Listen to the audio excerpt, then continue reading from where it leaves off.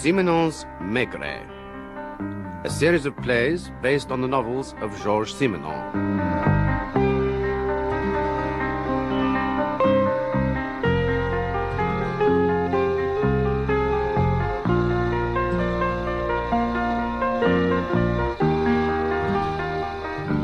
Hello, Jules. Ah, Georges. Good Lord, don't tell me you've been playing cards. Patience. Yes, just got out. Oh, I do now and again. And I don't cheat. Give it up. It's an old man's game. Well, then, my dear Georges, it's surely high time I took it up. Is it? You know, I've always held the theory that it's people who are fundamentally impatient that are given to the wretched game. So you're an exception. What? Maigret, the soul of patience? I don't think my chaps would agree with you there. If you were, you'd be somewhat dull, perhaps, Jules. I'd be a blooming bore. There was one case of yours when you displayed monumental patience, I recall. For 20 years, in fact. 20 years? No, never. You did, my old friend. A man called Palmari. A wheelchair. Doesn't that ring a bell? Of course. Yes, it does, Georges. And to think I've forgotten. Manuel Palmari. Yes, they'd crippled him, but he was still the mastermind behind the pinching of precious stones and the fencing of them. And for 20 years I'd tried to prove it.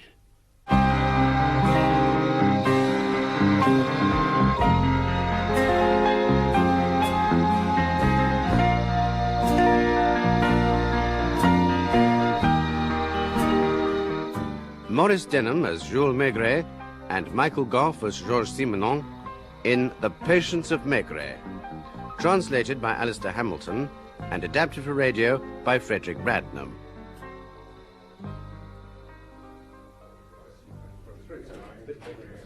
Good morning, Chief. Morning, Jean-Pierre. Morning, Lapointe. Good morning, Chief.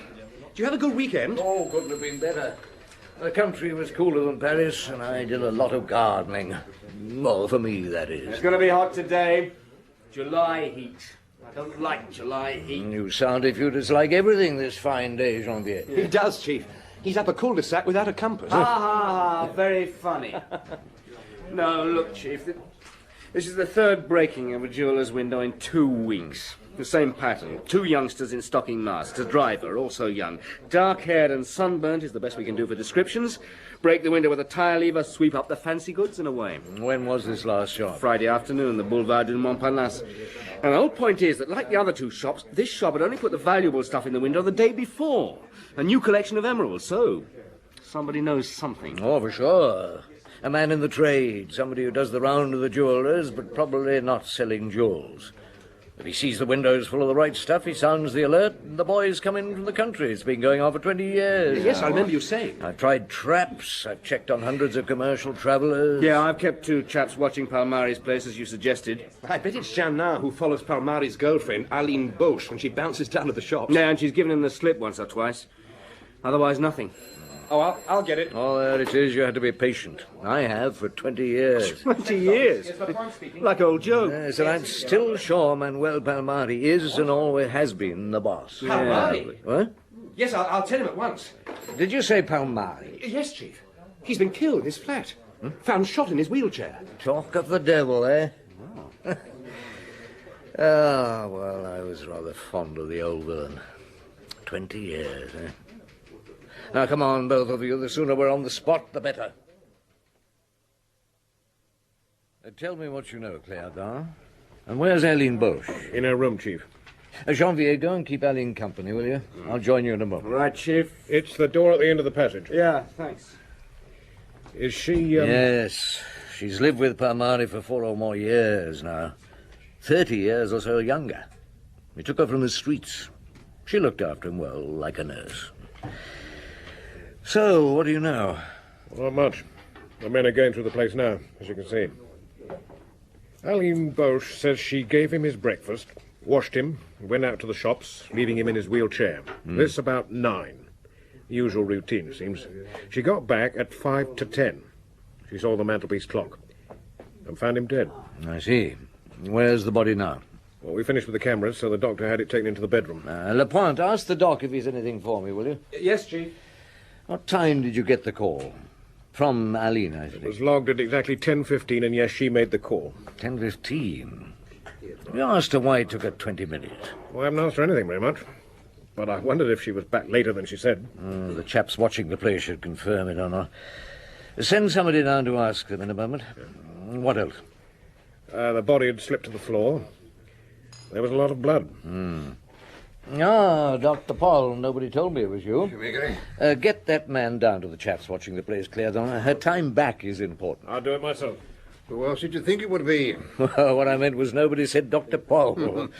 Anyway, can you tell me anything of interest? Well, 3 shots were fired into him. The one that probably killed him was fired from behind, into the back of the neck and up into the brain pan, at point blank, just about. The other two? Into his chest, from the front. They missed the heart and were fired from a few feet back. They wouldn't have killed him at once, or at all, probably. Oh, thanks, Doctor. Have we got the weapon, Lapointe? There was a Smith & Wesson 38 on the floor, Chief. I gather that the girl said it was Palmares. A Smith & Wesson 38, Doctor? Yes, I would have said that was about right. I'll let you know for certain when I've done the post-mortem. Good. Lapointe. Yeah. Go and have the usual word with the concierge, get a list of the tenants, and ask if she saw anybody come in between Aline's leaving and returning. Yes, Chief. Lapointe. Yeah? See if she knows who takes the rent, the landlord or his agent. Right. Clairdon, what about those times? Inspector Janin followed her around the shops. She set out at about 9:03 and returned back at 9:53, which gives her 2 minutes to get up to the flat. The other detective confirms these times. Well, it adds up. She was back at 9:55. They saw nobody else enter the building? Nobody but the butcher's boy who delivered meat to the concierge. Yes, and it was somebody already in the building, or... No, thank you, Clairdon. I suppose it's time I had a word with the girl. The door at the end of the passage, you said? That's it, Chief Inspector.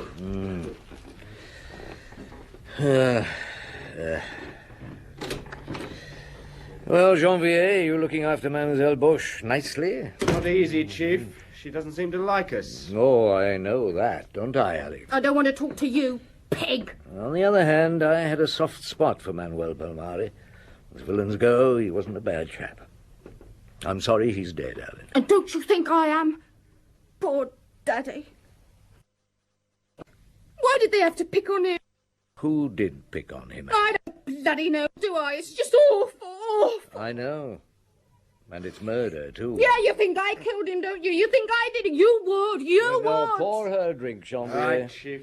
There's some brandy. Just the thing. No, Aline, I know you didn't kill him. Here you are, mademoiselle. Drink that and listen. Look, try to help me. I want to find who it was who killed him. For the moment, I just want to ask you 1 or 2 questions. Well, what do you want to know? That's better. Now, first, where did Manuel keep his revolver during the day? In his little corner room, where he always sat. Behind the radio so that he could reach it. Of course. When you came back from shopping this morning, where did you go first? Into which room? Well, I think I went in the kitchen. Well, I usually do. Unless Manuel calls me as I come in. I put the things down that I've bought. Well, I must have done that. Well, let's ask Janvier to go and see, shall we? Okay, Chief. Were they in a bag, mademoiselle? In a string bag, yeah. And then you went into the little room to see if Manuel was all right. Yeah, like I always do. Did you see that he was dead? I saw that he was on the floor. There was a lot of blood. I think I screamed, you know. I saw the gun. Aline, almost 20 minutes passed before you phoned the police. Didn't you think of calling a doctor at once? No. No, I mean, he looked so dead. I mean, he was obviously dead. So what did you do? For almost 20 minutes. You're trying to catch me out, aren't you? You bloody would. Soft-soaping me first. Still a lot of tricky questions. Look, there's nothing tricky about my question, Aline. Nothing. What did you do for almost 20 minutes? The shopping's on the kitchen table, Chief. Still in its bag. Thank you. Oh, Janvier, if you found a body, what would be the first thing you'll do? Ring the police and then the doctor. You took 20 minutes to do one of those things, Aline. I don't know. I just stood there for, well, I don't know, minutes. After that, I think I walked up and down the flat. I mean, just sort of talking to myself. I don't know for how long. I mean, I wasn't looking at the blooming clock, was I? And then I thought I'd better let you lot know. All right, Aline, it makes sense. You'll have to be tested, the gunpowder test, to see if you fired the gun. I didn't kill him. Monsieur Maigret, he was everything to me. I mean, my man, my child, and my father. I'll have to leave somebody in the flat with you. I'll get you a relief, Janvier, once they've cleared up in the other rooms. Oh, yes, Chief. Thanks. Now, do you know your neighbours in this building, Aline? No. You know that Manuel wouldn't have much to do with anyone. Well, he couldn't, could he? I'm sure that the concierge knows all I need to know, and I'm sure Lapointe has discovered all about everybody. I'm truly sorry, Aline. He should have been left alone.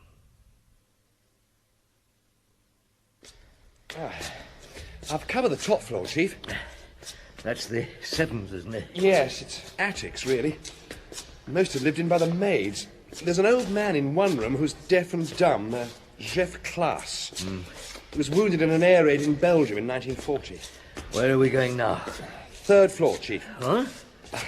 Where you've just come from. Lapointe, No, seriously, Chief. The couple in the flat on Palmares Landing were both out. In with Barillard. He'll be out all day, but his wife is only shopping, and the concierge tells me she's back. I thought you'd like to see her yourself. Here we are. Yeah. Who owns the block? Does she know? Well, she's the obstructive sort of concierge. But I got out of it that Palmari did own the building. Up until a few months ago. And now? It's in the name of Mademoiselle Aline Boche. Is it? He must have loved her. Give the bell a ring. Right. I imagine Palmari was pretty well off, Chief, wasn't he? Oh, I'd say yes, but I don't know. I can only guess. Madame Barillard? Yes. Do come in. Thank you. You're the police, I'm sure. And you're the famous Chief Inspector Maigret, that I know. Inspector Lapointe and I would like to ask you what you know, if anything, about the business next door. Come into the sitting room, please. Yes. Do sit down. Thank I you. saw the police pouring into the flat. I asked one of them, and he told me that Monsieur Palmari had been shot. What time did you leave to go shopping, madame? I went to the market, so I went early. Say, just after 8, and I only arrived back about 10 or so. And your husband, Madame Barillard, he left when? Well, I don't know. He was here when I went off, gone when I got back. He has no regular routine, then? He's a sales representative, so his hours are pretty flexible. I think that today he was going to some suburban shops. What is his line of country, madame? Country? Oh, I see. He represents a firm that makes deluxe packings for chocolate or perfumery or jewelry or watches, that sort of thing. Today, he probably left about 9:30. Did you know Manuel Palmari? No. I knew he was crippled, and I sometimes heard him cry out. Cry out? Not in pain, with a sort of anger, a frustration. But we've lived here for 5 years, and I've never seen him. And Aline Boche? Did you know her at all? That's her name, is it? Aline? Oh, no, she's downright unfriendly. At first I used to say hello, but she'd look right through me. Well, thank you, Madame Barillard. Tell me, you're not French, am I correct? No, monsieur. I come from Belgium. I came as a little girl. I see. Well, one of us, or both of us, will come back this evening to have a word with your husband. If he was here until 9:30, he may have heard or seen something. I will tell him, monsieur. We rarely go out in the evenings. I suppose, being Maigret, you already know who killed the poor man? That's what comes of having a reputation as a master detective, Jules. Take one look at the scene of the crime and you know who did it. Immediately. Quite. Well, at this stage, of course, I didn't know who'd done it, but I had formed an opinion. Well, hadn't you? The paraffin test proved negative on Aline. It did. But she could have worn rubber kitchen gloves. If it wasn't her, then it was somebody else that Manuel trusted implicitly. Somebody who had the key of the flat and could come and go when they wanted, and who knew where the revolver was kept. Agreed. But Janvier had had that building watched day and night for a month. There wasn't a single visitor in that time for either Manuel or Aline. And on the morning of the murder, nobody but the butcher's boy had so much as crossed the threshold except for the tenants. And only 2 of them had entered the place between 9 and 10, Aline and Madame Barillard. So we're left with the uncomfortable fact that if it wasn't Aline, and why should she kill her protector, it was somebody else living in that block of flats. Well, Lapointe went through that building thoroughly. Some of the tenants were away, and the rest were totally unlikely to be murderers for any and every reason Lapointe and I could think of. Now, Jules, wait a moment. One man. Ah, yes, one man. We had to see him later, of course. I imagine that Aline didn't ring the doctor because she knew Manuel was dead. Because she knew he was meant to be dead. It follows, Georges. It followed, rather. And during the 20 minutes before she rang the police, I think she was using the phone and... There were a lot of people to let know that Manuel was dead. I thought I'd find out about that. I saw to it that not a word of the murder got in the press that day. I knew that Manuel owned a restaurant in the Rue Fontaine, the Clou d'Arrêt. And early that evening I visited it with young Lapointe.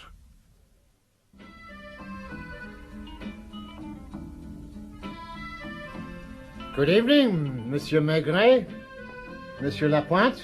Good evening to you, Pernod. Evening. Have a drink with me? I was wondering if you'd call in. I'll have a Pernod, thank you. Lapointe? A beer, thank you. Danish, please. I'll serve you myself. The barman's busy moving crates around. Yeah, no, ice and water. What do you think of it? Huh? Must have been an old score, eh? Piano, monsieur? Thank you. Any ideas? Well, not many. When did you first hear of it, Pernod? Oh, I don't know. Beer, Monsieur Lapointe. Ah, thanks. I was being talked about in here by lunchtime. Why do you ask? Cheers. Tell him, Lapointe. Well, it was kept under wraps. There's nothing in the evening press. Not a reporter in sight. Oh, search me. All I can tell you is that the buzz was going around the restaurant by lunchtime. Do you own this place now, Pernod? You talk about the news getting round. I bought it 5 days ago, in fact. Oh, I was thinking aloud. You bought it from Manuel, did you? Just in time. You make that sound as if it had some connection with his death. Well, it may have had. Not that you'd know. Actually, the restaurant was owned by Aline Boche. Manuel signed it over to her a couple of years ago. Your first customers are coming in, I see. Hi, excuse me. Aline must be a rather rich young woman, Chief. Yes. You see that fat, rather red-faced man? Yeah. Louis something or other. An old friend of Manuel's, wasn't he? Oh, once certainly. He's registered that we're here. If he leaves, follow him. I suspect he may try to phone the news of our presence to somebody. Right. I'll do my best to get the number, too. Yes. They're an old friend of Manuel's. They know the news. Yeah, I wonder what else they know. Manuel was very clever, you know, Pernod. He would give me information, and he would even sometimes hand over to me the occasional small fish. Well, if he did that, monsieur, in his line of business, then no wonder they crippled him once and killed him this time. Excuse me, Chief. I must make a phone call. The crippling was one thing, the killing quite another. Tell me, Pernod, do you know of any other property Manuel may have owned? Well, the building he lived in. But you'd know that, wouldn't you? There was a hotel in the Rue de l'Étoile. The Bussière, a house of call, I've been told. That's useful. Well, now, the point is, if there is a point, somebody shot Manuel at close range. Something he wasn't expecting. To tell the truth, Chief Inspector, I thought... I mean, remember many of his friends still use this restaurant. I hear things. I thought Manuel had retired, shall we say. His sort of villain doesn't retire. I think he was still setting things up. And that's no secret either. What sort of things? I mean, I'm an innocent. Keep that way. Jewel robberies, breaking shop windows, well, that part is simple. The selling is the difficult thing. Yes. Descriptions of the missing jewels are circulated. I'm told that all stones are traceable. They have their own identity. There's Louis back. I can't remember his surname. Oh, I didn't notice him going. I only know him as Monsieur Louis. Now, the stones are sold to a fence and eventually put back on the market and more than usually traced, or say 60% of the time. Only the stuff stolen in the cases which I'm sure involved our dead friend never, it seems, came to light. Which means, need I tell you of all people, they're unset and recut, transformed. That's it. Only we've never been able to find the cutter. It's almost entirely a family trade. There's only about 50 of them in the whole of Paris, in one district, a very closed little set. Perhaps another 50 in the whole of France. Now, a crooked diamond cutter should be easy to find, but that can't... Here's our young inspector coming back. Will you excuse me? Oh, yes, of course, and thank you for listening to me. Monsieur Lapointe? Hello? Oh, study the menu. He went and phoned, Chief. Yes, I guessed as much. Drink your beer. You look as though you deserve it. Yeah, I think I do. Well, I got a good view of him from the other box. He dialed 446842, then 39 or 38. Yeah. So I got through to the K and asked them to find the subscribers. There's no one on 38, but 39 is the number of one Fernand Barrière. Ah, good, Lapointe. Very good. It's the sort of break we get rarely enough. I need to visit Fernand Barrière, as indeed I said I would. Have you got enough to hold him on? I don't think so, not yet. Things are tying up. Now, I want you to have a look at the other end of the knot. Right, Chief. Now, Pernell tells me the Manuel owned a rather dubious hotel. I've written it down. Ah. Hotel Boussière, Rue de l'Étoile. Yes, now go there, take a room if you have to. Oh, and take this. Yeah. It's a photo of Aline. Right. Discover if she visits by herself or with anybody. She's given Janin the slip more than once and done so recently. Your room, monsieur? Thank you. You'd like a pretty girl, wouldn't you? No, not really. There's enough of them downstairs. Oh, you're one of them, are you? No, I am not. I'm only interested in one girl at present. I have a photo of her. Well, what do you want to know? I want to know if you know her. Know her? Come off, of course I know her. She's the blinking proprietress, isn't she? The owner of this high-class knocking shop. Oh, that's interesting. I don't get it. Or do I? You're the police, aren't you? Does she come here often? Yes. Not so much as usual this last month. You won't breathe a word who told you, will you? Not a whisper. What's her name? Madame Boche. That's what we know her as. Does she have an office here? She has a room in a sitting room. Does she have any visitors? I don't watch, do I? I have a lot to do. Like pimping for the guests. Well, there's one chap, about 40, dark hair and a thin moustache, well-dressed. Always has a small suitcase. Does he? The sort that sales reps carry, is it? That's it. That's what he is, I'd say. That or a very successful brothel keeper, like Madame Boche. Perhaps. I'm sure they discuss business. Oh, they do that too, with the other. And I know they do that. I don't know any more, though, I swear. Good evening, Madame la Concierge. Good evening, Monsieur Maigret. Madame Barrière told me you'd be back to have a word with that flashy husband of hers. He is in, I presume, Madame. For the last hour, looking as pleased with himself as usual. Good evening, monsieur. He's deaf and dumb, old Jeff Klaus. Good evening, Monsieur Jeff. He can lip read. This is Chief Inspector Maigret, Jeff. Police. I don't think he wants to see you. No, Monsieur Klaus, thank you. I'm told he's not yet 70, though he seems older. All but for his hands. Steady as rocks they are. Does he do any work, do you know? Makes toys, pretty things. He has a workshop room up in the attic. Terribly badly wounded he was, all around the head in some air raid in Belgium in 1940, so he became deaf and dumb. Do you know where he comes from in Belgium, by any chance? I do, monsieur. From Antwerp. He has written things down for me to read. Oh, thank you, madame. You've been most helpful. It's Chief Inspector Maigret, Fernand. Oh, thank you, Mina. Good evening, monsieur. Do come in. Thank you. Please sit down, Chief Inspector. Thank you. Oh, I understand you're a sales representative. I told him, Fernand, what you did. And why shouldn't you? The police like to know such things. Did you have a long round today, monsieur? I left about 9:30, went to the Lila district. You visit any jewelers, by any chance? Not today. The Lila district doesn't go in for jewellery, or goes into the centre for it. I suppose people phone you here about your work? Yes, I do nearly everything from home. I thought you wanted to ask me about this morning. This morning? What about this morning? For crying out loud, a man was killed just across the landing. Oh, Manuel Palmari, a villain. I don't suppose you knew him. No, I didn't know him. Nor did I know the woman he lived with. Mademoiselle Aline Boche. Did you hear a shot this morning? No, I'm afraid I didn't. Oh, don't be afraid. Manuel Palmari was murdered by a ghost, I think. And ghosts come and go without being seen and fire shots that aren't heard. I don't find that particularly funny. Well, let's see if I can make you laugh in this way, then. This evening you had a phone call from a restaurant, the Clou d'Oreille, from a man called Louis. It doesn't amuse you? Mina, leave us alone, please. Yes, Fernand. I don't understand. There is a misunderstanding, darling. I'll explain when I've cleared it up. All right, Fernand. If you say so.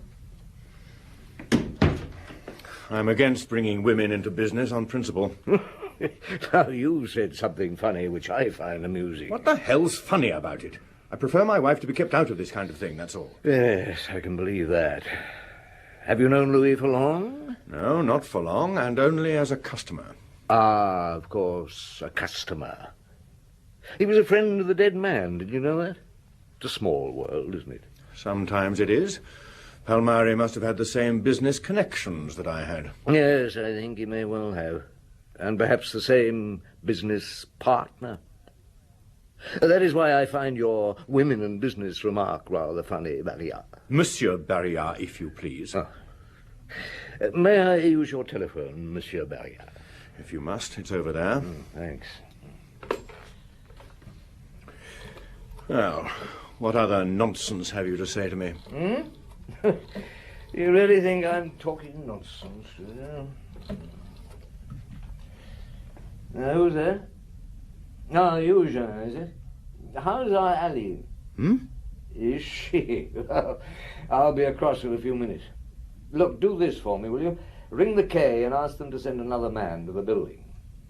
Yes, to keep an eye on one Fernand Barrière. What? Not to let him out of his sight. Now, listen. I'll give him a description of the man when he gets here. Good, thanks. Well, it'll take a few minutes for a chap to get here, Monsieur Barrière, so you'll have to put up with my company until then. I have some returns to make. Would you like the television on? Oh, no, thank you. Have you finished? We have. Come in and entertain the Chief Inspector. You haven't done anything wrong, have you, Fernand? No, my lamb, of course not. It's all in his mind. You keep a record of all the shops you visit, I take it? Good Lord, no. Only those I sell to. I don't like paperwork. Sometime it'd be interesting to compare that list with the list we have, a very short list, of jewellers' shops which have been broken into this last month. What is this? What can stolen jewellery have to do with Fernand? 200 of type 6, 150 of type 10, 50 of the chocolate, type 2, 100 of type 7, 300 of type 5. That was a good order. I'll go. No, let your husband answer it, madame. It's for both of us, in a way. Don't worry, Mina. You know that the police can get hold of the wrong end of the stick at times. I'm sorry to have caused you distress, madame. You want the Chief Inspector, I take it. Yes, please, sir. Ah, Baron, they sent you. Good. Now take a good look at Monsieur Barrière and don't let him out of your sight wherever he goes. Right, Chief. I've got him. Good night, Barrière. Good night. You seem to have upset him, Chief. Not as much as I'm going to. I don't think he'll try anything, but park the car opposite and keep your eyes skinned. All right, Chief. Are you coming down? No, I've got another client on this floor. All right. Who'll be just as glad to see me. Oh, come in, Chief. Yeah. The lady's looking forward to seeing you. I told her she ought to get dressed for you, but she said... I'm sure he'd much rather see me half-dressed. Bloody men. They're all bastards. I've just been talking to one, Aline. Fernand Barrière, who lives less than a stone's throw away. Attractive chap, I'd say, to women. Should I know him? Well, as the landlady, you should know all your tenants. Oh, go and get lost. And he appears to know a friend of Manuel's called Louis. A friend of yours also is Louis, isn't he? Louis who? You don't catch me like that, Maigret. Well, Aline, have you anything to tell me? Only that I wish I'd never set eyes on you. Yes, that may well be true, my girl. Did you know that Fernand Barrière was in the jewellery game also, like Manuel? It's a small world, isn't it, Maigret? That's what I said to him. Well, I'll be off. Barrière has a very nice wife, you know, Ali. Very gentle and kind. Odd, isn't it? I mean, how cold devils like our Fernand find nice girls to marry. No doubt their mistresses are quite different. More like you in temperament, I'd say. Maybe I remember this case as well, if not better, than usual. Because for the most of it, you were working by normal deductive methods, not by your usual instinctive, or shall we say, psycho-instinctive methods. Is that fair? I think so, Georges. Although one look at Fernand Barrière and I was sure he and Aline belonged together. And that was before Lapointe had reported to me on his hotel findings. It was a neat setup, wasn't it? Barrière as the next-door neighbour. It's a wonder Manuel hadn't filled the entire building with his workforce. Well, he only wanted 2 or 3 near him. Aline and Fernand as his eyes and ears to the world of precious stones beyond his reach, and one other. Ah, yes, the cutter of precious stones, the magician who transformed stones so they would not be recognized. Was he near? Well, that's where my so-called psycho-instinctive methods were letting me down. I knew that the answer was apparent. I'd seen it. And without realizing it, tucked it away in the recesses of my mind. Where it could not be found without some help. I even dreamed strange dreams around my cutter of precious stones. Dreams where I knew him, but he had no name, no face. And then you went to see a diamond merchant, one Bernstein, taking Janvier with you. They call this the precious stone market, Janvier. They look like a lot of middle-aged foreign gents, doing nothing and talking 19 to the dozen.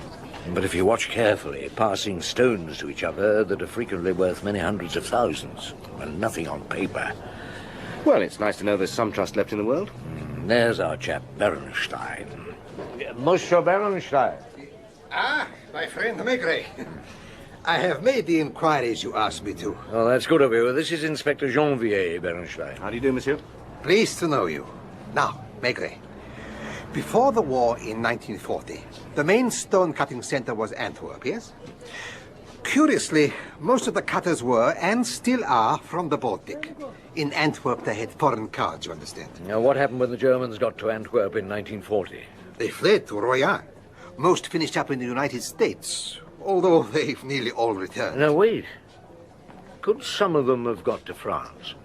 Some did, I'm told. But as they were almost all Jews, they did not last very long. But one of them may have done. Thank you, Bernstein. Thank you. Come on, Janvier. Chief? To the car and to where old deaf and dumb Jeff Klaas makes toys in an attic. He's not in his room. No, which is his workshop, madame? Oh, all this fuss, and I have work to do. This is the room. There's no point in knocking. He can't hear, can he? Oh! What is it? Oh, look! He's hanging! Yeah, I think he's dead. The shock has put years on me. Oh, do shut up, woman. Listen, make yourself useful. Go downstairs and get the 2 detectives outside to come up. Hurry, hurry. I'll never be fair. Strange how many people seeing a man foully done to death can only think of themselves. Yeah. Oh, why would he hang himself?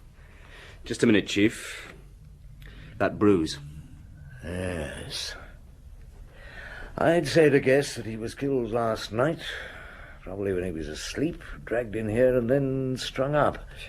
The forensic boys should be able to tell us that. And he cut the stones, did he? Yes, he did. We'll find his tools where we look. And although deaf and dumb and a bit daft, he knew much too much. Poor old chap, I could have saved him. I understood the thing when I first saw him, and took no notice of my own understanding. Chief, it's General Lapointe. Do you want us up there? Lapointe, bring Barrière with you. Don't take no for an answer. Right, Chief. So for 20 years he's been cutting the stolen stuff. Was he Manuel's find or Barillard? Oh, no, Barrillard's too young. Well, I have an idea that he was Mina Barrillard's find. What? Only she's never known the use he was put to. She was in it too? Fernand! Why are you taking him?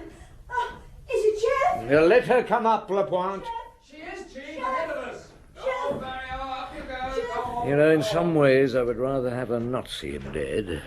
On the other hand... Yeah, it must be very easy to kill a deaf old man in his bed. Chief Inspector, I don't understand why you... Oh!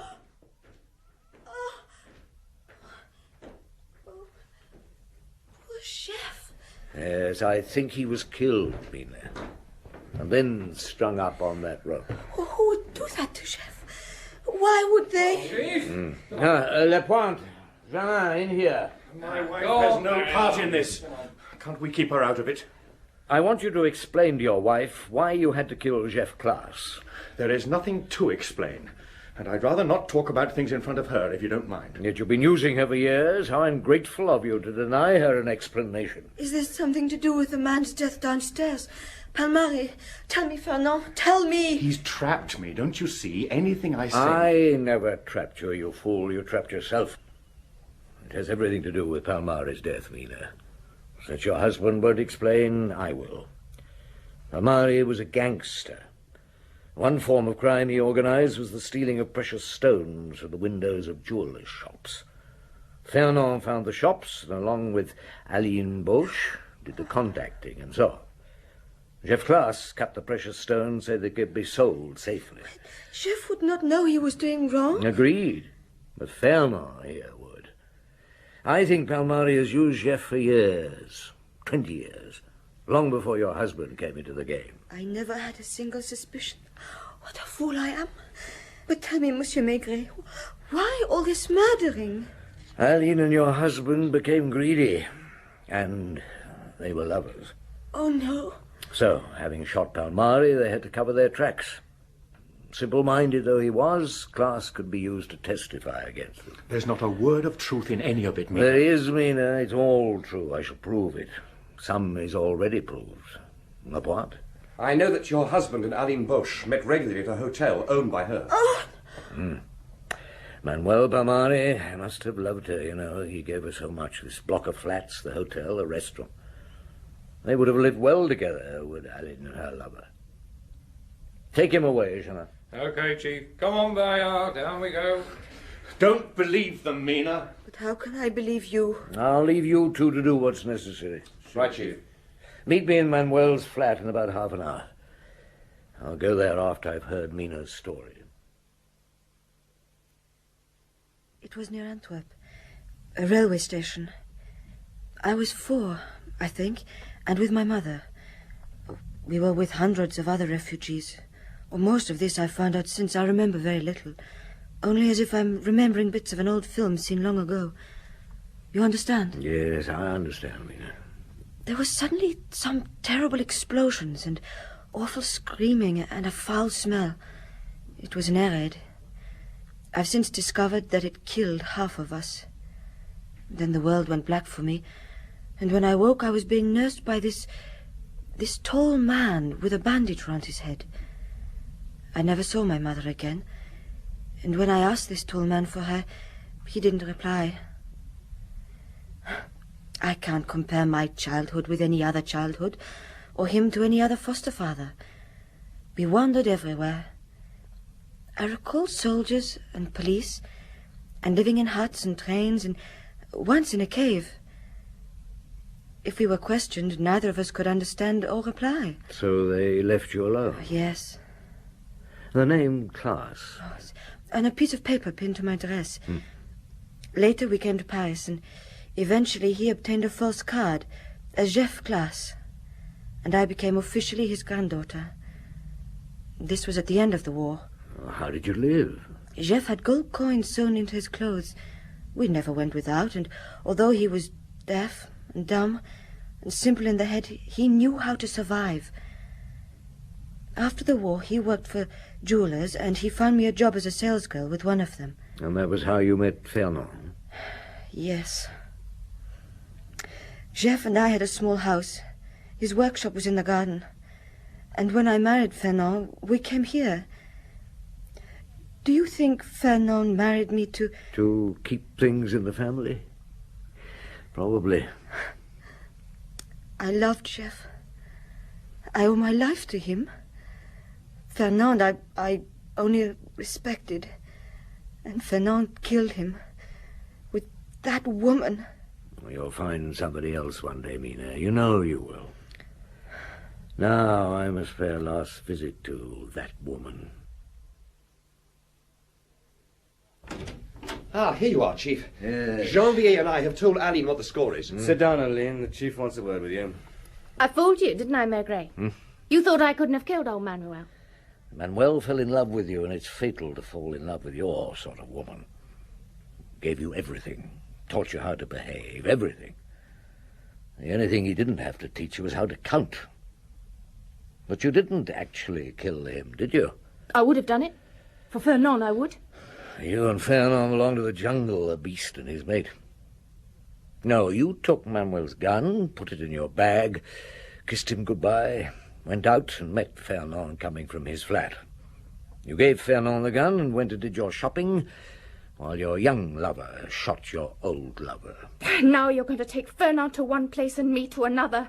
I hate you, Maigret. I hate you. Cut that out. I hate you.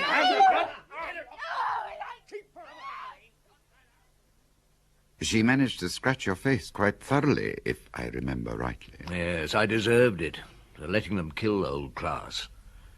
From the moment Mina told me she came from Belgium as a little girl, I should have seen the Antwerp connection. Ah, come, Jules, you're being very hard on yourself. No, I became too interested in the obvious clues to who killed Manuel.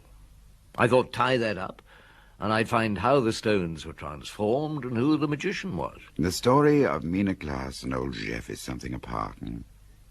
A deaf and dumb man, probably of Jewish origin, simple-minded, and a little child, wandering France for some 4 years of the occupation.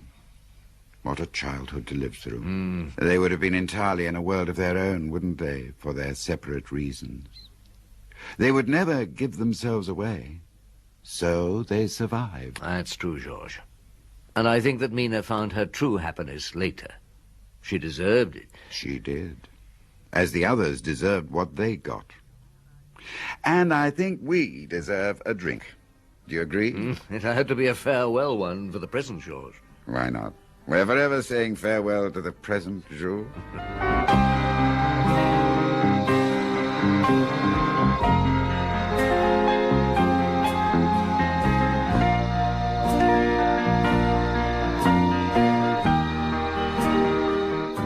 In The Patience of Maigret by Georges Simenon, translated by Alistair Hamilton and adapted for radio by Frederick Bradnam, Maigret was played by Maurice Denham and Simenon by Michael Goff.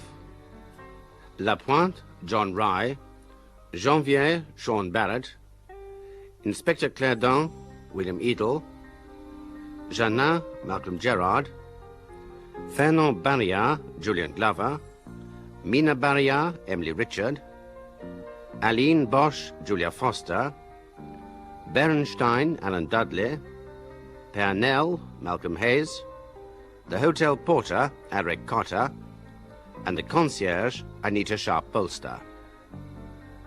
The play was produced and directed by Glenn Dearman.